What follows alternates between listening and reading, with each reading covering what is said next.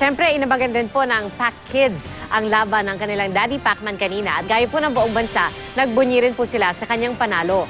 Nakatutok si Jamie Santos.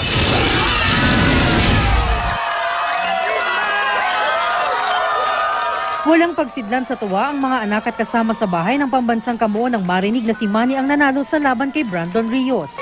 Panayhiyawan at palakpakan ang bumalot sa theater ng mga Pacquiao. Napatayo na nga ang ilan sa kanilang mga upuan. Proud na proud ang mga bata para sa tagumpay ng kanilang ama. Congratulations, did a good job. Congratulations, Daddy. I love you and I always miss you so much. Kinabahan naman ang isa pa niyang anak na si Michael habang pinapanood ang laban ng ama. Yeah, I'm so happy that he won and I was nervous. Answered prayer naman para kay Princess na bukod sa nanalo, ligtas ang kanyang Daddy Pacman. May ginawa pa nga siyang liham. Dear Daddy, good luck. I know that God will protect you and keep you safe. Buong buo raw ang tiwala at kumpiyansa ng mga anak at kasama ni pambansang kamuo na muling nakabangon.